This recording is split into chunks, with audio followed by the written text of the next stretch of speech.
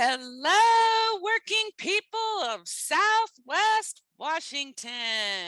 You're listening to episode 33 of Working to Live in Southwest Washington, produced by the Southwest Washington Central Labor Council. We're also a proud member of the Labor Radio Podcast Network, with over 160 radio shows and podcasts for working people just like you. Find out more about the network at laborradionetwork.org. I'm Shannon Myers. And I'm Harold Phillips. And before we get started, we wanted to remind you that the views and opinions expressed on this show are not necessarily the views and opinions of the Southwest Washington Central Labor Council, its affiliate unions, our guest unions or employers, not even their state representatives.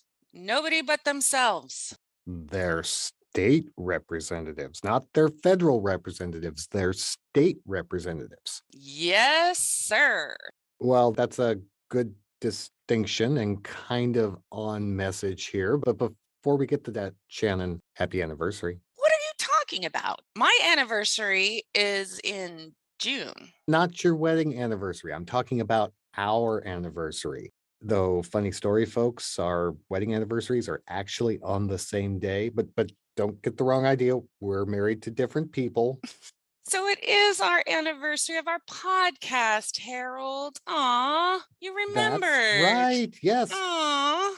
We launched Working to Live in Southwest Washington on Labor Day weekend 2 years ago. And here we are celebrating another anniversary and another Labor Day. Yay, Labor Day! And we've got a lot to celebrate at our Labor Day picnic in Kalama this year. Check our website at swwaclc.org for all the details about the picnic. Working people are waking up to the fact that they're stronger when they stand together and organize. Have you seen it around the nation? Did you see the latest Gallup survey on union approval in the United States? It's up to 71%.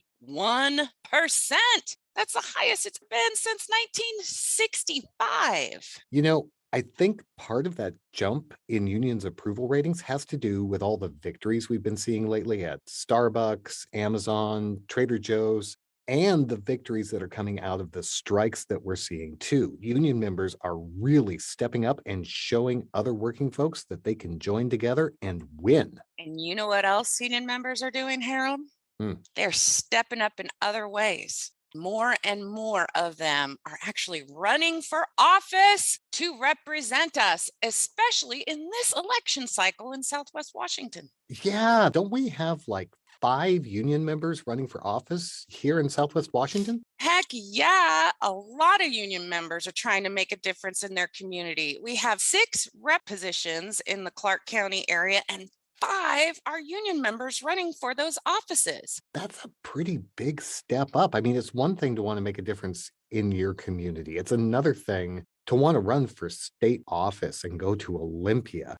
Let's talk about that a little bit more. We're lucky enough to have one of those union members who's running for office today, Terry Niles. She's a registered nurse and member of the Washington State Nurses Association and a candidate for the Washington State House of Representatives in the 17th Legislative District. Terry, what made you want to take the extraordinary step of running for office? So first, I want to thank you guys for allowing me to be here and speak with all of my brothers and sisters out there in the union community. I have been an active union member for my entire career, and unions are one of the greatest forces for good that I've ever been involved with. I'm a 25-year critical care nurse. I see public service has been kind of a lifetime goal. And so I'm retiring from nursing, and I just see being of service to my community as a state representative is just an extension of my desire to serve the public,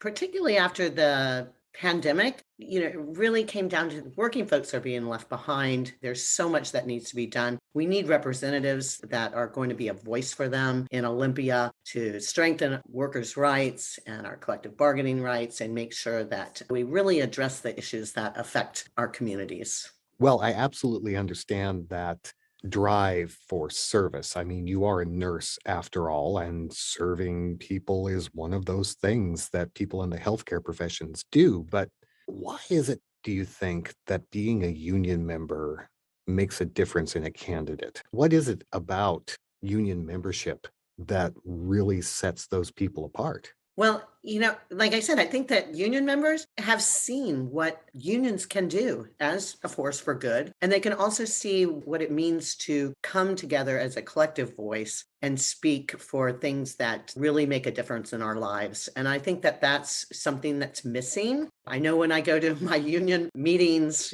particularly with Shannon Myers running them, I walk out of there just feeling good about the world and having a lot of hope. Because, when we all do good, we all do good. I want to make sure that I take that to Olympia with me. So we can get that feeling in the legislature that we're all working together, that we're all working for good. And that is something that we always say on the show about solidarity and the labor movement is that you're never alone. So as a union representative, Terry Niles, I am sure you're going to bring all of our amazing voices up with you as working people to help make our lives better in this state. So you're not alone, Terry. We got your back.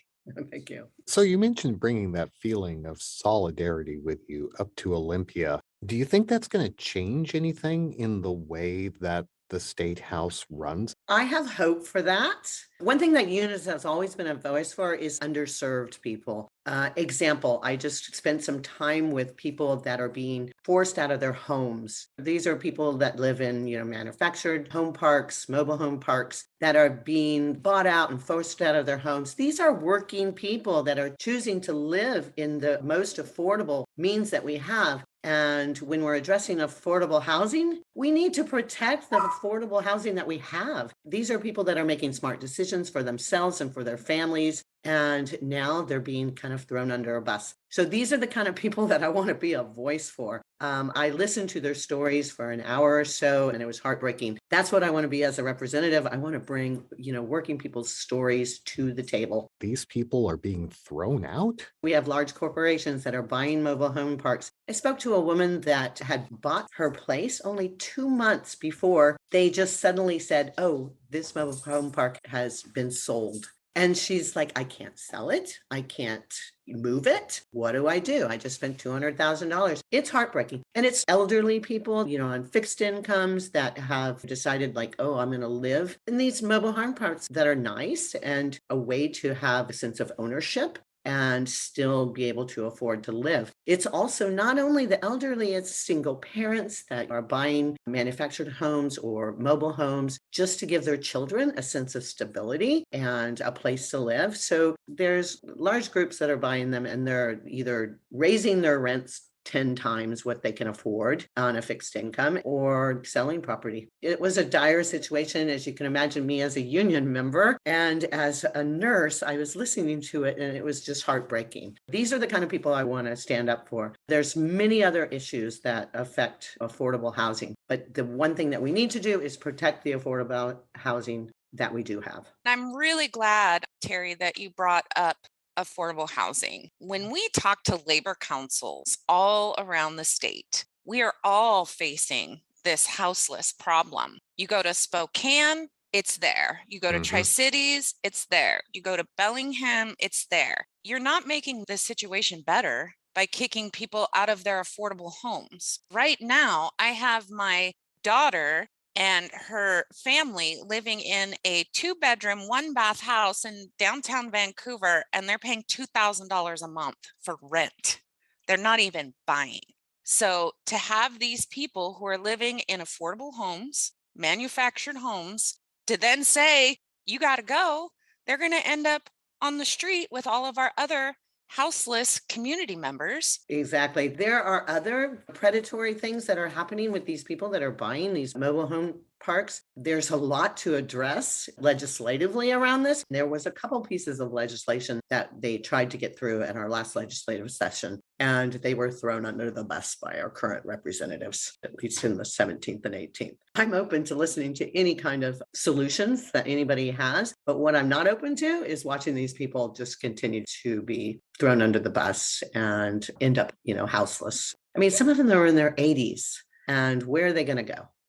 They can't move their home out of there because many of these mobile homes and manufactured homes are not movable. And then there's no place to put them. I'll tell you what, we have some of our candidates running for local office here in Southwest Washington. They seem to have a solution for the houseless problem. Arrest them all, put them in jail, send them away, because everybody who is without a home is a criminal or a drug addict. And I'll tell you what, folks, go talk to some of those people. They're just trying to survive. The whole issue of houselessness, I mean, my opponents, they go straight to, we need more mental health services. Like, I don't think they really understand houselessness right now. There might be some people out there with some mental health issues, and I'm not denying that there is, but there's so many reasons why people are houseless right now. And the lack of affordable housing is one of the main issues. It's kind of discouraging when I'm talking to my opponents, and that's what they think is happening. And they're not addressing the real issues. There's a huge blanket of issues that we need to talk about when dealing with that. Wages, for one thing. Housing is going up, wages aren't. If everybody's making a living wage, then maybe they might be able to afford a place to live. You sound like a union person, Terry. I know. I know. So, Terry, would you say that housing affordability is your main issue, or are there other issues that you want to bring to Olympia? Well, I'm going to bring up an issue that my opponent brought up. So I'm going to talk about it. During my endorsement interview for the Columbian, my opponent said that he would vote to ban abortion in Washington state should he be elected. I've heard since then, he's been telling people, I don't want to talk about abortion. It's like, well, I'm sorry, dude, you're a state representative and your vote will talk about abortion. So he better talk about it now to all of us females here. I know. He wants to talk about economics. I'll talk about how he wants to take away a woman and a family's most important economic decision that they can make, whether or not we have a ballot measure in Washington state. This is now a states' rights issue. Everyone that you elect, from the governor to your state representative to anybody, you need to think about this being a states' rights issue. And it could change really quickly. People think they're safe in Washington state, but we're not. It hasn't been long that we've had Democratic majority. Having someone in office that is willing to take away folks' rights to decide what their futures are, what their families look like, their healthcare, reproductive options it's scary. And I will tell you, the labor movement, we are not Democrats.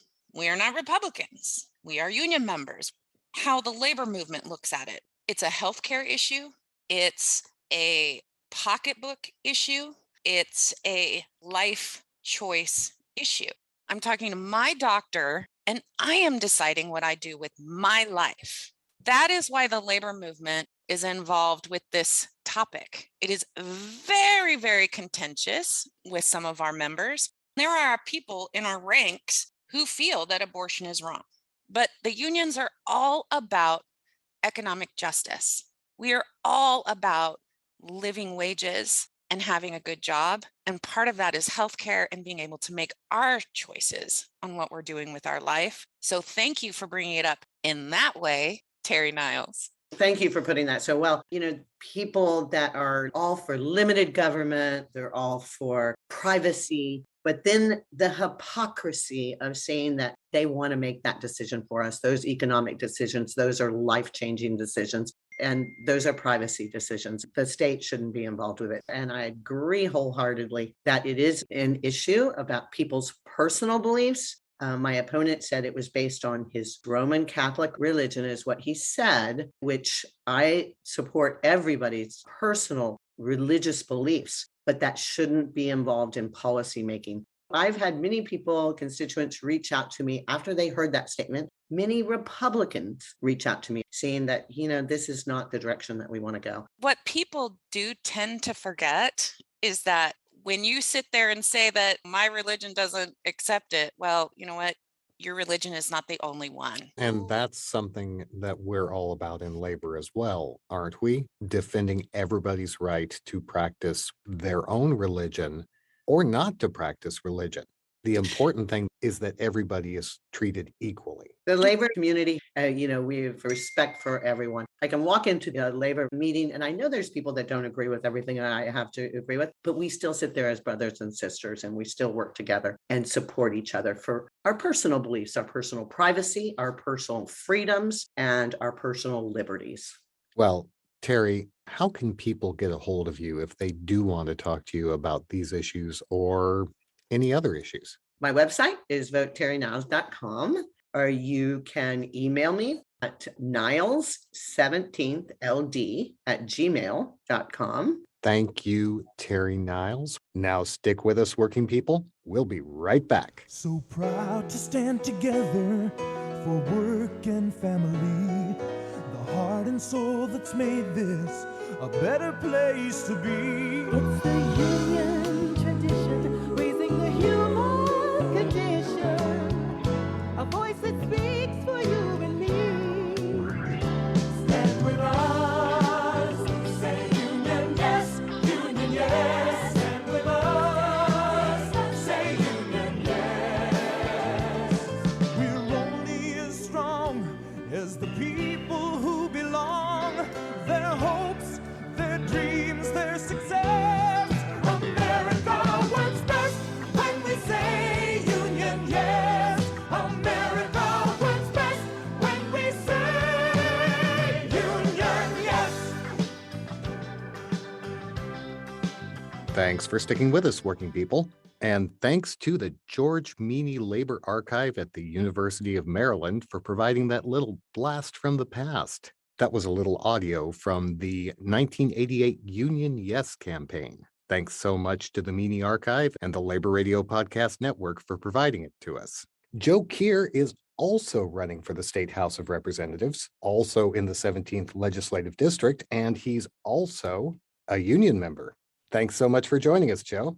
Thank you. So, Joe, we just got done talking to Terry Niles, who is running for the State House in the 17th Legislative District. How can you also be running for the State House in the 17th? Are you running against Terry? No, actually, we're running in tandem. She's running for position 1, and I am running for position 2. I'm running against an incumbent, Paul Harris, who's the House Republican Minority Leader. So there are 2 state representatives for each district. Is that how that works? Yes, we have 1 senator and 2 representative positions in each legislative district. And Joe, I mentioned before, you're also a union member. What union are you a member of?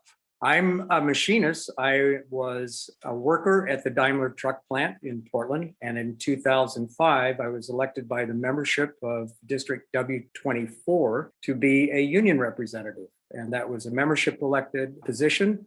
We had 4 people running against the current business reps, and we won. And I was a union rep until I retired in 2017. And if the listeners don't know, I am also a machinist, and I'll give a shout out to the IAM W536 in Longview. So this is not your first election, obviously, and not the first time that you've run against somebody who's already in power. That's actually true. And in fact, the union election involved campaigning at plant gates and plant tours and signs and lots of actual face-to-face campaigning. So what's different about this, or what's the same? I mean, what's this experience like?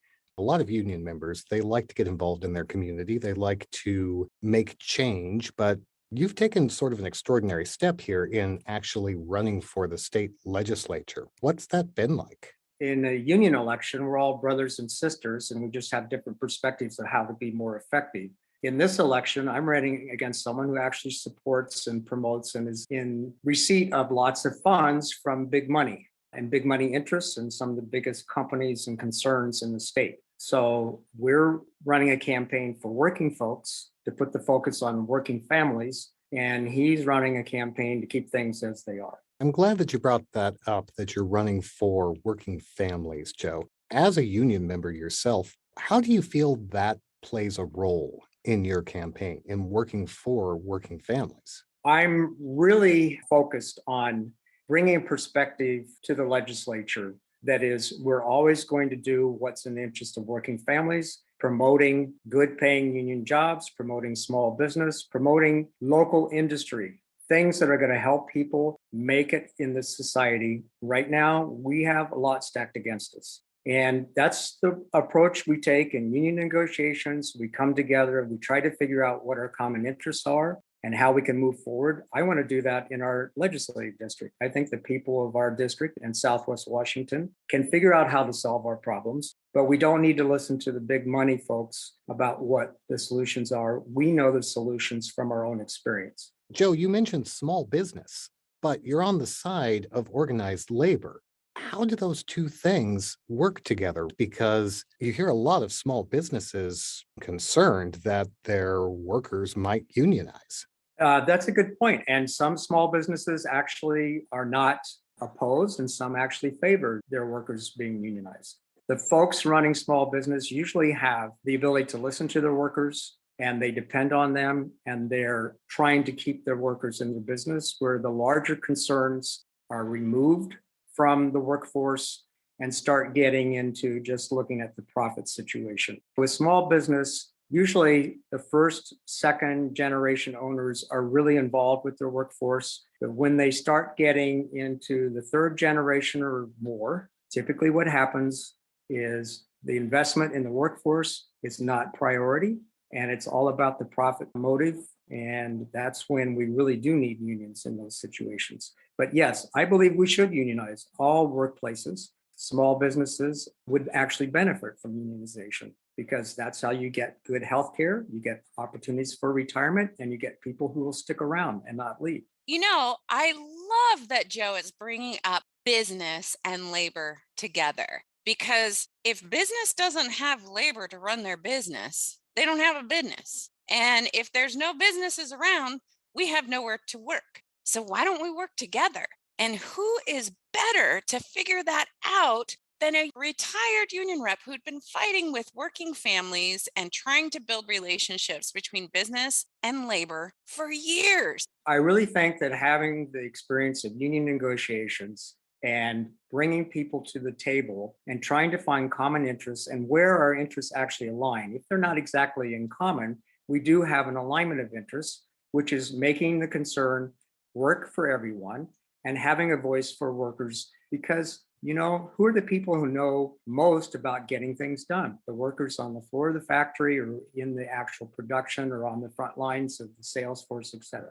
Those are the folks that actually know best how to accomplish the jobs that will make the concern a profitable and going concern. So coming together and trying to shepherd those disparate interests together at the negotiating table is a good experience of learning how to compromise, but actually keep moving forward and keeping the focus on improving the lot of working families. We talked earlier in the show about this Gallup poll that got released this week saying that 71% of Americans are in favor of unions, which is amazing. It's the first time that we've had that level of support for organized labor since, I think, 1965. I would assume that there's a lot of support for your campaign from working people, but I would also assume the idea of someone who was a union rep running to be in the legislature might be painted as somewhat sinister by your opponent. Are you running into that sort of thing? I haven't yet. I have actually had people who are not from the union movement talking to people at the doors, listen to my experience and think, well, that's a really good thing. I think it does translate as someone who would be effective helping to get our voices heard in the legislature and be effective in terms of actually getting legislation that provides for the opportunities we need in Southwest Washington. You know, I'm running as a Democrat, which is the majority, and we think it'll be the majority in 2023. The big decisions are in the caucus, and someone who's in the minority is not right there at the table when we're making the decisions of where the money should go and what the priorities are. So someone like myself who has experience of doing that and will be part of the majority is actually an effective representative for our working families in Southwest Washington. So I want to know, Joe, you're out there knocking on the doors, and I was just looking at the temperature gauge here. It is August 30th, and we are in the middle of a heat wave for out of you. Oh, yes, we are. Yes, we are. What are you hearing from people in the 17th? People are talking about the problems with rising costs. So childcare is really unaffordable, and sometimes it's just not available. We should be putting money in that. The state has a surplus. That should be a place that we're putting money to good use to help young families. People are talking about the housing question, especially when I'm knocking on doors in mobile home parks or places where people are feeling the crunch. We could be doing more. My opponent, Paul Harris, voted against, by my accounting, about 27 bills in the legislature that would have improved housing accessibility and affordability. We can do something. And then a big concern is also just the general economy, and that we should be promoting jobs in our area. I talk about the fact that our state has listened to big money for a long time. Big money interests have had their way, a lot of tax subsidies and tax breaks for the biggest corporations. And I say, let's maybe ask them to contribute a little bit because they've done very well. And let's talk about putting the money to use to help working families. And people almost to a person say, yes, that's what we need to do. So you've mentioned a couple of priorities. You've mentioned affordability, you've mentioned housing. Are there other issues that are important to take up to Olympia from Southwest Washington? We should be working on this climate crisis. Shannon mentioned the heat wave. These are not our normal weather pattern. We should be doing things, but it's a way to also provide jobs. We should be doing conversion from fossil fuels to electrical HVAC and clean energy production. And that's going to create a lot of jobs, but we have to do something about that. I think it's really important that we address the housing crisis, but also the homelessness crisis. I see them as different. The chronic homeless that I've been involved with helping and talking to, and the people who work with them,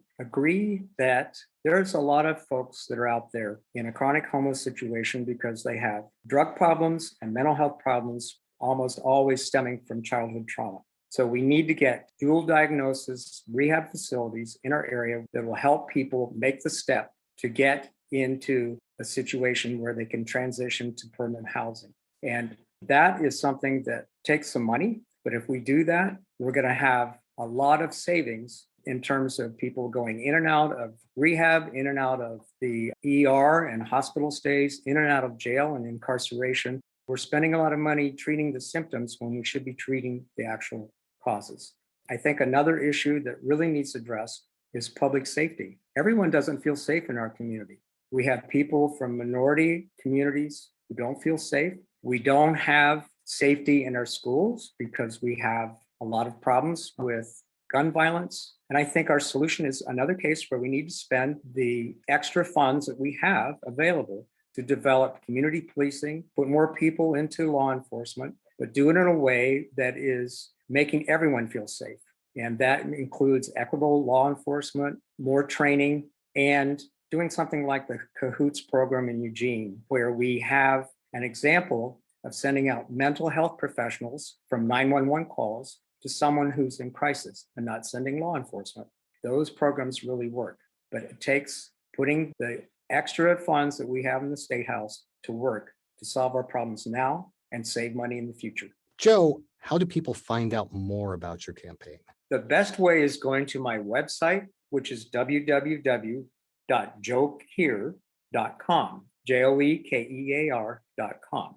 And you can find out information on the campaign. You can donate if you'd like. You can sign up to help, and you can find out about future events. Well, thank you, Joe Kear, retired machinist rep and candidate for Washington State House in the 17th Legislative District. Thanks. And thank you, working people, for joining us on another episode of Working to Live in Southwest Washington, produced by the Southwest Washington Central Labor Council. And remember, listeners, if you want to meet Terry and Joe in person, get to know them a little better, ask them those hard questions. Come to our Labor Day picnic in Kalama on September 5th. It's going to be at Haydu Park from 11 to 3. Bring your whole family. And you can find all the details about the picnic at our website, swwaclc.org.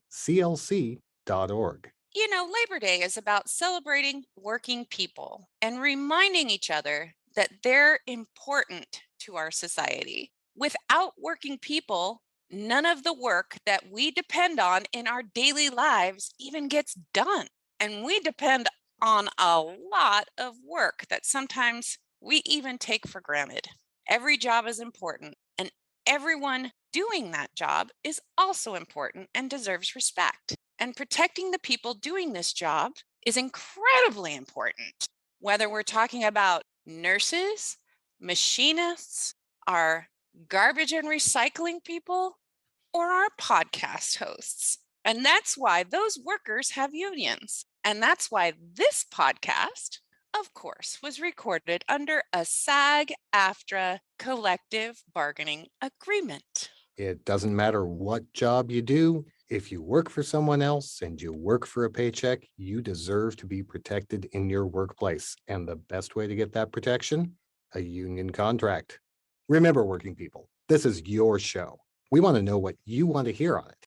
Email us at podcast@swwaclc.org or find us on Facebook, Instagram, and Twitter at SWWACLC. And please don't forget to subscribe to the show. It's Labor Day. Support your labor podcast and subscribe to us. Pass the link on to your friends, family, and your neighbors. And while you're at it, give us 5 stars or put the protective fence around the mobile home park or whatever your podcast platform of choice gives you to let people know you like what we're doing here. One last thing, folks. Right now, the news is dominated by a lot of national stories, right? Monkeypox, Ukraine, that stuff that happened in Mar-a-Lago. Who cares about what's happening in your local House and Senate race, right? What difference does it make who goes to Olympia? Well, think about what Terry and Joe were talking about. Think about some of the issues they were bringing up. Things like housing, things like how expensive everything is. That's the kind of stuff that gets dealt with at the state legislature. The people running for these offices, they're important because they're dealing with important stuff. So take a little time. Get to know the people who are running for your state House of Representatives, for state Senate. Make sure they're the kind of people who are going to bring your issues up to Olympia. I also want to make a point. Whether you are a Republican, a Democrat, an independent, please check out the candidates. We need to stop the tribalism of voting based on parties because the parties really don't give a rat's patootie about us and our daily lives. But the people running for those positions do. So be educated. Connect with the people who are running for office and ask them the questions that directly affect our daily lives. Because if they get into office and they're not worried about what we do every day, they're going to start taking away our freedoms. They're going to start changing laws, and they're going to start telling us how to live. So please do your research. Look at the candidates. Look at if they support living wages, if they support healthcare, and if they support rebuilding Washington State in a cleaner, more progressive way. Those are the issues we should be looking at. We'll see you soon. Bye.